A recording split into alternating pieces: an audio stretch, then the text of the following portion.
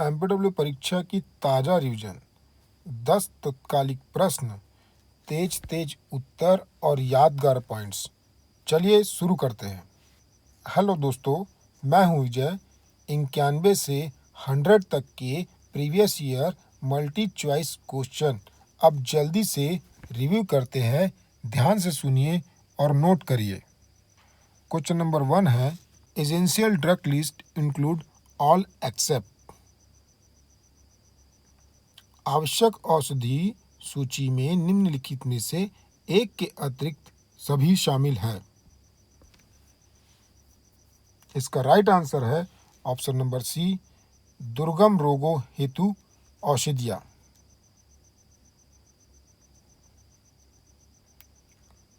Essential drug list EDL विश्व स्वास्थ्य संगठन WHO की एक अवधारणा है जिसका उद्देश्य यह सुनिश्चित करना है कि हर व्यक्ति को मूलभूत और आवश्यक स्वास्थ्य आवश्यकताओं के लिए सुरक्षित, प्रभावी और किफ़ायती दवाएं समय पर मिल सके। ईडीएल में वे दवाएं शामिल होती है जो सामान्य बीमारी, संक्रामक रोगों और राष्ट्रीय स्वास्थ्य कार्यक्रमों में नियमित रूप से उपयोग की जाती है। उदाहरण के लिए antibiotics, paracetamol, ORS, iron, folic acid आदि, जिनका प्रसार बहुत कम होता है, इसलिए उनकी मांग सीमित और लागत अधिक होती है। इस कारण से उन्हें एसेंशियल की श्रेणी में नहीं रखा जाता। WHO और भारत दोनों की एसेंशियल ड्रग लिस्ट समय समय पर अपडेट होती है ताकि इमर्जिंग इन्फेक्शन को भी शामिल किया जा सके। क्वेश्चन नंबर 92, सैंड क्रोमन सहेली के संबंध में गलत कथन कौन सा है? All of the following statement about sand क्रोमन आर ट्रू एक्सेप्ट। इसका राइट आंसर है option number C, developed by central drug research institute Lucknow. केंद्रीय औषधि अनुसंधान संस्थान लखनऊ द्वारा विकसित की गई थी। सैंड क्रोमन, जिसे सहेली नाम से जाना जाता है, भारत की पहली गैर हार्मोनल मौखिक गर्भ निरोधक गोली है। यह गोली CDRI central drug research institute Lucknow द्वारा विकसित की गई थी और बाद में HLL लाइफ केयर लिमिटेड द्वारा विपणन की गई। यह दवा एस्ट्रोजन या प्रोजेस्टेरॉन हार्मोन पर आधारित नहीं होती, बल्कि selective estrogen receptor modulator SERM के रूप में कार्य करती है, जिससे साइड इफ़ेक्ट बहुत कम होते हैं। यह हफ्ते में केवल एक बार ली जाती है और लंबे समय तक सुरक्षित रहती है। प्रश्न में गलत कथन पूछा गया है, लेकिन यहाँ विकल्प सी वास्तव में सही तथ्य है। इसलिए ट्रिकी पॉइंट यह है कि प्रश्न एक्सेप्ट प्रकार का है, इसलिए वही उत्तर चुना गया। सही अर्थ में सभी कथन सही हैं, पर परीक्षा में ध्यान देना होता है कि कौन सा गलत नहीं है, अतः सी को उत्तर माना गया है। Question number 93, which of the following primordial prevention strategies is not for CHD? CHD के लिए निम्नलिखित में से कौन सी रोकथाम की मौलिक कार्यनीति नहीं है? इसका राइट आंसर है ऑप्शन नंबर डी, उच्च रक्तचाप तथा मधुमेह प्रबंधन। प्राइमोर्डियल प्रिवेंशन वह स्तर है जहां रोगों के कारणों को उत्पन्न ही नहीं होने दिया जाता। इसका उद्देश्य जीवन शैली पर्यावरणीय कारणों को इस तरह नियंत्रित करता है कि बीमारी विकसित ना हो। कोरोनरी हार्ट डिजीज CHD में प्रमुख जोखिम कारक मोटापा, धूम्रपान, असंतुलित आहार और निष्क्रिय जीवन शैली है। इनसे बचाव ही प्राइमोर्डियल प्रिवेंशन कहलाता है, जबकि उच्च रक्तचाप या मधुमेह का नियंत्रण पहले से विकसित रोग की रोकथाम है, जिसे सेकेंडरी प्रिवेंशन कहा जाता है। अतः विकल्प डी प्राइमोर्डियल की श्रेणी में नहीं आता, क्योंकि यहाँ पहले से मौजूद जोखिम को नियंत्रित किया जा रहा है। उत्पन्न होने से नहीं रोका जा रहा है। क्वेश्चन नंबर 94 है, which statement is correct for prudent diet as per WHO? Choose the most appropriate answer from the option given below. विश्व स्वास्थ्य संगठन WHO के अनुसार विवेकपूर्ण आहार से संबंधित सही कथन क्या है? इसमें प्रथम नंबर पे है, आहारीय वसा प्रतिदिन किए जाने वाले भोजन में 15 से 30% तक सीमित हो। सेकंड में है, नमक ग्रहण करने को घटाना चाहिए जो प्रतिदिन का औसत 5 ग्राम से अधिक ना हो। और थर्ड में है, प्रतिदिन ग्रहण किए जाने वाले भोजन का लगभग 10 से 15% प्रोटीन होना चाहिए। नीचे दिए गए विकल्पों में से सबसे उपयुक्त उत्तर का चयन कीजिए। इसका राइट आंसर है ऑप्शन नंबर ए 1, 2, 3। WHO की प्रूडेंट डाइट एक संतुलित आहार नीति है जिसका उद्देश्य हृदय रोग, मोटापा, मधुमेह और उच्च रक्तचाप की घटनाओं को कम करना है। इस आहार के प्रमुख घटक है, फैट कुल ऊर्जा का 15 to 30% से अधिक नहीं होना चाहिए ताकि कोलेस्ट्रॉल और हृदय रोग कम हो। उसी प्रकार से साल्ट 5 ग्राम प्रतिदिन से कम सेवन करने की सिफारिश की जाती है ताकि हाई बीपी से बचाव हो सके। प्रोटीन कुल ऊर्जा का 10 to 15% आवश्यक है जिससे मांसपेशियों की मरम्मत और वृद्धि हो सके। इसके अतिरिक्त WHO सलाह देता है कि चीनी का सेवन 10% से कम हो और फाइबर युक्त फल सब्जियां अधिक मात्रा में ली जाए।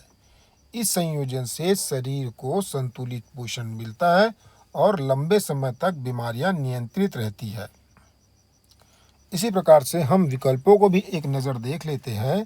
अगर इन तीनों विकल्पों में से किसी एक घटक को हटाया जाए, जैसे प्रोटीन कम या वसा अधिक, तो यह प्रूडेंट डाइट नहीं कहलाएगी और संतुलन बिगड़ जाएगा।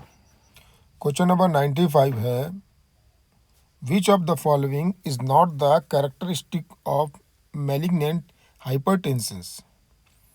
निम्नलिखित में से कौन सा दुर्दम अतिरिक्त दाब मैलिग्नेंट हाइपरटेंशन का लक्षण नहीं है? इसका राइट आंसर है ऑप्शन नंबर सी, चिकित्सा के प्रति अच्छी प्रतिक्रिया, good response to therapy. Malignant hypertension उच्च रक्तचाप का अत्यंत गंभीर रूप है जिसमें बीपी अचानक बहुत बढ़ जाता है, अक्सर 180 to 100 mmHg के ऊपर। यह स्थिति तत्काल चिकित्सा आपातकाल होती है।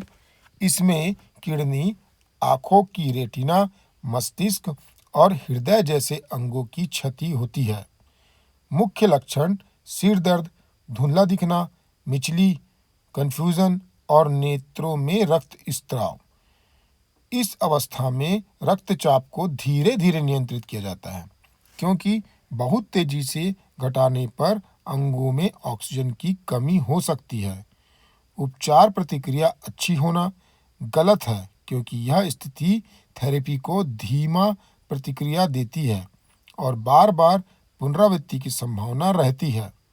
इसलिए विकल्प सी सही उत्तर है क्योंकि यह मैलिग्नेंट हाइपरटेंशन की विशेषता नहीं है।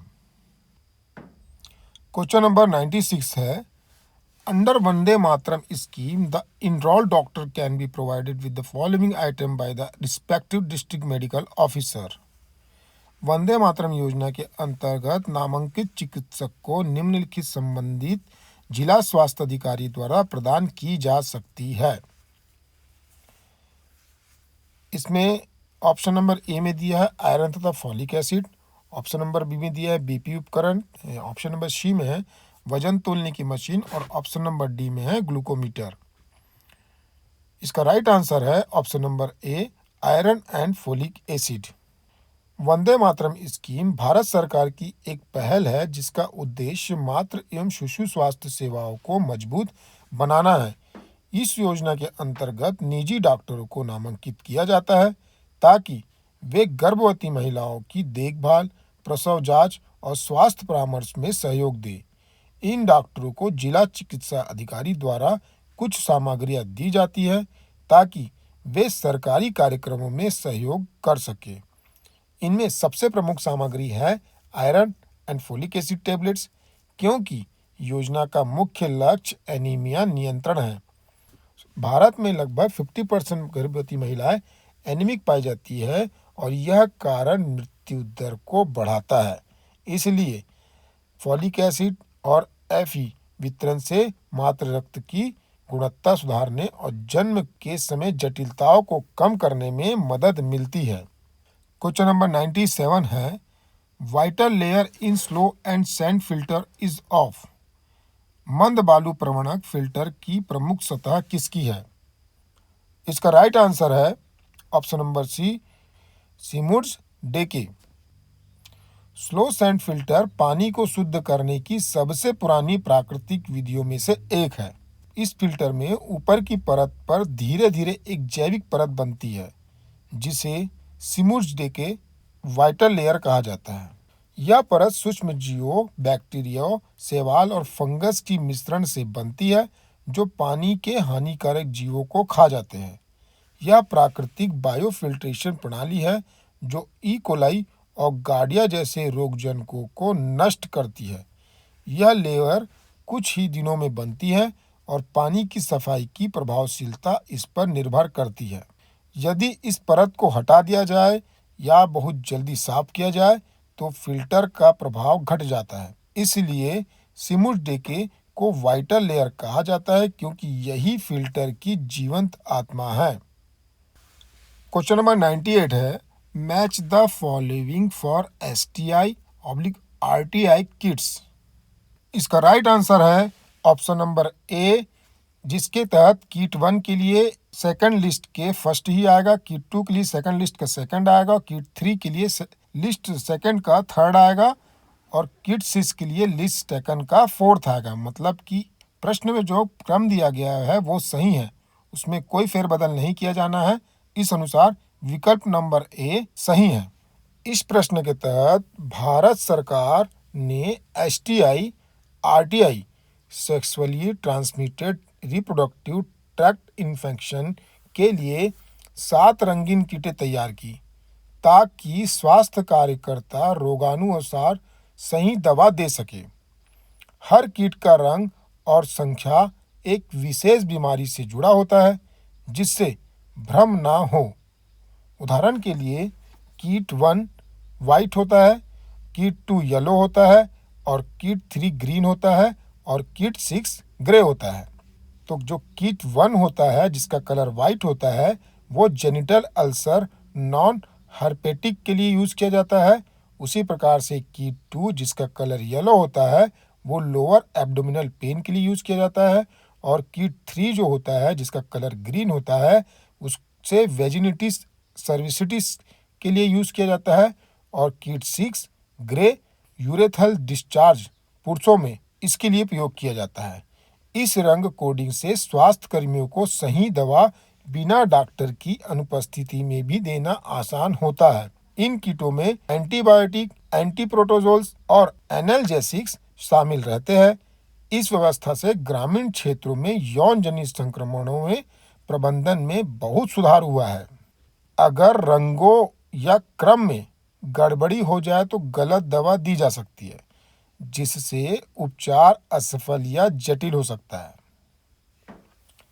फोकस वही करो जो एग्जाम में काम है, बाकी शोर को इग्नोर करो। क्वेश्चन नंबर 99 है, which of the following is not the purpose of conducting Mahila Swasthya Sangh meeting every week by anganwadi workers in village.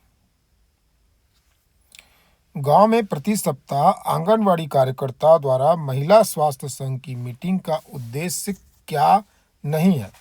इसमें ऑप्शन नंबर ए में दिया है इनहेंस इंटरपर्सनल कम्युनिकेशन, पारस्परिक संप्रेषण बढ़ाना। ऑप्शन नंबर बी में दिया है डिस्कस ब्रेस्ट फीडिंग, स्तनपान के विषय में चर्चा करना। ऑप्शन नंबर सी में दिया है discuss general household problems, सामान्य घरेलू समस्याओं पर चर्चा करना। और ऑप्शन डी डिस्कस अनीमिया, रक्त अल्पता पर चर्चा करना। इसका राइट आंसर है option number C discuss general household problems means सामान्य घरेलू समस्याओं पर चर्चा करना। महिला स्वास्थ्य संघ स्वास्थ्य मिशन के अंतर्गत गठित एक सामुदायिक समूह है जिसका उद्देश्य महिलाओं को स्वास्थ्य से जुड़ी जानकारी देना है। इनकी साप्ताहिक बैठकों में स्वच्छता, पोषण, स्तनपान, अनीमिया, गर्भावस्था देखभाल, परिवार नियोजन आदि विषयों पर चर्चा होती है। इसका मुख्य लक्ष्य है महिलाओं में स्वास्थ्य जागरूकता बढ़ाना, सेवा उपयोग बढ़ाना और प्राथमिक स्तर पर समस्याओं का समाधान करना। सामान्य गृहस्थी समस्या पर चर्चा इस संगठन का उद्देश्य नहीं है क्योंकि यह सामाजिक कल्याण संस्था नहीं बल्कि स्वास्थ्य केंद्रित समिति है। इसलिए विकल्प सी सही उत्तर है क्योंकि यह इसके उद्देश्यों से मेल नहीं खाता। क्वेश्चन नंबर 100 है, warning signals of poor mental health are all except. कमजोर मानसिक स्वास्थ्य की पूर्व सूचना देने वाले लक्षण खाली स्थान के अतिरिक्त अन्य सभी है। इसका राइट आंसर है option number C, chronic pain in abdomen, पेट में पुराना क्रॉनिक दर्द।